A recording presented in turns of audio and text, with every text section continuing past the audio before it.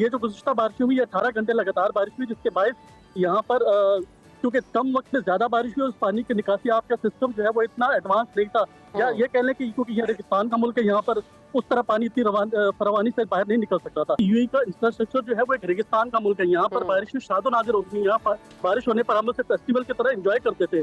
तहम वो 5 से 10 मिनट की बारिश 30 साल में इससे ज़्यादा बारिश कभी नहीं हुई। हमारे साथ प्रोग्राम में मौजूद हैं माहिर माहौलियात मरियम शब्बीर साहिबा, उनसे भी बात करेंगे, लेकिन उससे पहले हमारे दो नुमाइंदगान हमारे साथ मौजूद हैं, इमरान यूसुफजई और दूसरे नुमाइंदगान। सबसे पहले हम इमरान यूसुफजई से जानते हैं जो दुबई में मौजूद हैं इस वक्त। जी ठीक है इमरान, तो बताइएगा इस वक्त दुबई की सूरत हाल क्या है? क्या तमाम इलाके क्लियर करवा लिए गए हैं पानी से?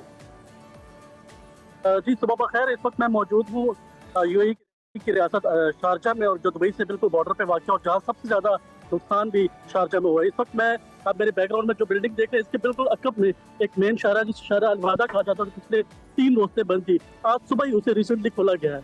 आपको बताते चलो, ये बारिशें जो थी ये क्योंकि कुदरती आफत जो है वो किसी को बता के नहीं आते, लेकिन यूएई की गवर्नमेंट को खराज तहसीन पेश करके वो इसके लिए प्रिपेयर थे। उन्होंने 3 दिन पहले ही इसकी वार्निंग जारी कर दी, जिसकी वजह से अल्लाह का लाख लाख शुक्र है कि कोई जानी नुकसान इतना बड़ा नहीं है। चूँकि हमारी पड़ोस में यूएई ओमान स्टेट है, जहाँ पर 19 से ज़ायद लोग जो है वो अपनी जहाज से हाथ धो बैठे थे। जी इमरान, ये कहिएगा कि ये अनयूजुअल रेन स्पेल दिखने में आया, या इससे पहले भी दुबई में ऐसा होता है?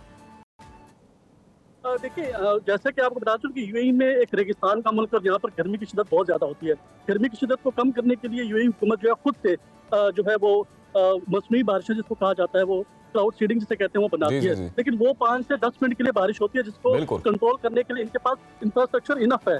तहम ये जो गुज़िश्ता बारिशें हुई, 18 घंटे लगातार बारिश हुई, जिसके बायस यहाँ पर क्योंकि कम वक्त में ज़्यादा बारिश हुई और उस पानी की निकासी आपका सिस्टम जो है वो इतना एडवांस नहीं था, या ये कह लें कि क्योंकि ये रेगिस्तान का मुल्क है, यहाँ पर उस तरह पानी इतनी फरावानी से बाहर नहीं निकल सकता था, जिसकी वजह से प्रॉब्लम पेश आई। और दूसरी वजह ये है कि बहुत सारे लोग जो है वो बारिश को एंजॉय करने के लिए, वो समझिए क्लाउड सीडिंग, और ये 5-10 मिनट में बारिश खत्म हो जाएगी, लोग घरों से बाहर निकल गए, जिसकी वजह से रोड के ऊपर गाड़ियाँ स्टक, रोडों की बंदिश का सिलसिला जो है। इमरान, अभी हुकूमत की जानिब से या जो भी रेलिवेंट अथॉरिटी उसकी जानिब से कोई तखमीना लगाया जा चुका है कितना नुकसान हुआ?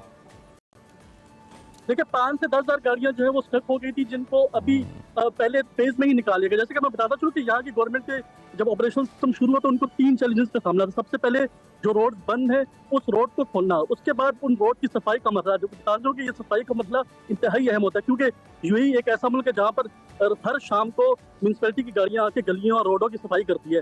क्योंकि बारिश हो गई थी, इंफ्रास्ट्रक्चर जो है यूएई की तो बड़ी तारीफें की जाती हैं कि यूएई के तमाम निज़ाम जो है बड़ा अपडेट है और इसको मिनी यूरोप भी कहा जाता है। तो ये पानी की अगर बात करें, निकासी आपका निज़ाम वहाँ पर इस तरह से नहीं किया गया क्योंकि वहाँ पर ज़्यादा बारिशें नहीं होती?